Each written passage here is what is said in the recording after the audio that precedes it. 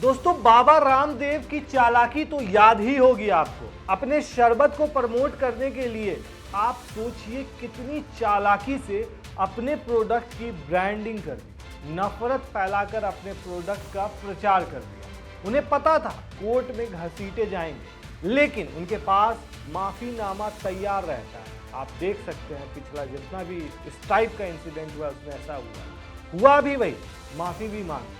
लेकिन कोर्ट ने इस बार अच्छे से सबक सिखाया है। जी हाँ, दिल्ली हाई कोर्ट ने उनके शरबत वाले वीडियो पर नाराजगी जताई, जिसमें बाबा रामदेव ने शरबत जिहाद शब्द का इस्तेमाल किया था। जस्टिस अमित बंसल ने कहा कि ये बयान माफी लायक नहीं है, इसने कोर्ट की अंतरात्मा झंझोर दी है। कोर्ट की फटकार के बाद पतंजलि के फाउंडर रामदेव ने कहा कि हम ऐसे सभी वीडियो हटा लेंगे जिनमें धार्मिक टिप्पणियां की गई है। कोर्ट ने रामदेव को एफिडेविट भी दाखिल करने का आदेश दिया है। दोस्तों, पहले ये समझिए दोस्तों कि बाबा रामदेव ने कितनी चालाकी दिखाई। उन्होंने कहा था कि एक कंपनी शरबत बनाती है, उससे जो पैसा मिलता है उससे मदरसे मस्जिदें बनवाती है।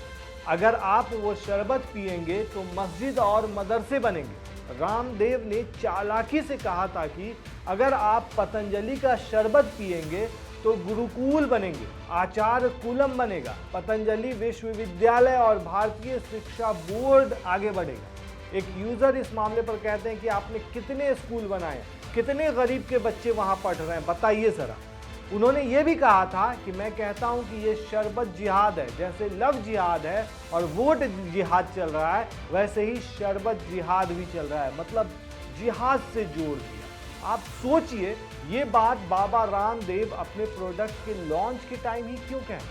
अगर उन्हें यही बात कहनी थी तो कभी भी कह सकते थे, लेकिन नहीं, उन्हें अपने प्रोडक्ट का प्रचार करना है और उन्हें इसके लिए सबसे आसान रास्ता यही लगा कि मुसलमान हिंदू कर दो। बस क्या था फिर? बाबा रामदेव ने 3 अप्रैल को पतंजलि के शरबत की लॉन्चिंग की।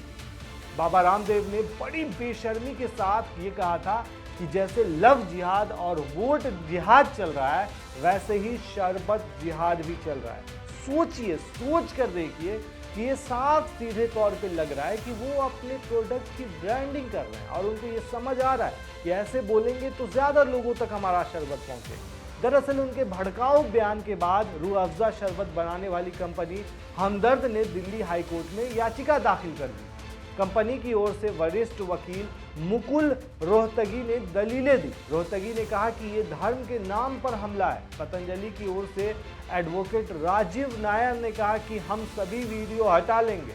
इसके बाद कोर्ट ने क्या कहा वो सुनने लायक। रामदेव एक हलफनामा दें कि आगे इस तरह की बयानबाजी नहीं करेंगे।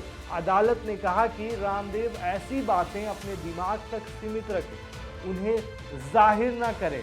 वहीं हमदर्द के रोहतगी ने यह कहा कि रामदेव ने अपने बयान के जरिए धर्म के आधार पर हमदर्द कंपनी पर हमला किया है। उन्होंने शरबत जिहाद का नाम दिया।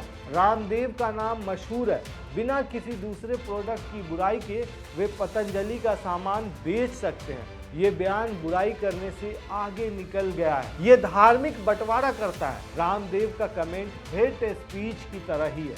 रोहतगी ने भ्रामक विज्ञापनों के केस की याद दिलाई और कहा कि सुप्रीम कोर्ट ने रामदेव और बाल कृष्ण को लोगों से माफी मांगने का आदेश दिया था। आप याद कीजिए दोस्तों, कोरोना के टाइम में उन्होंने ये 100% दावा कर दिया था कि कोरोना 100% ठीक हो जाएगा। रोहतगी जो हमदर्द के हैं, उन्होंने कहा कि विज्ञापनों के जरिए लोगों में भ्रम फैलाया गया और एलोपैथिक दवाइयों के खिलाफ बयान दिए गए।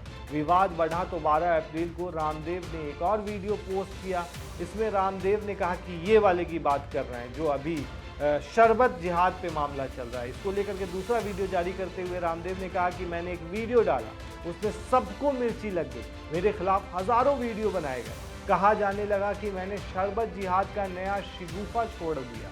अरे मैंने क्या छोड़ा, ये तो है ही लव जिहाद, लैंड जिहाद, वोट जिहाद, बहुत तरह के जिहाद चलाते हैं ये लोग। मैं ये नहीं कह रहा है कि वो आतंकवादी हैं, लेकिन इतना ज़रूर है कि उनकी इस्लाम के प्रति निष्ठा है। रामदेव के शरबत जिहाद विवाद पर दोस्तों ऑल इंडिया मुस्लिम जमात के अध्यक्ष मौलाना शहाबुद्दीन रज़वी बरेली ने कहा था कि अगर उन्हें जिहाद शब्द से इतनी मोहब्बत हो गई है तो वो लव जिहाद, शरबत जिहाद, लैंड जिहाद जैसी फहरिस्त गिनाने में लगे हैं, तो पलट कर अगर कोई उनके बारे में कह दे कि योग जिहाद, गुरु जिहाद, पतंजलि जिहाद, तो उन्हें कैसा लगेगा।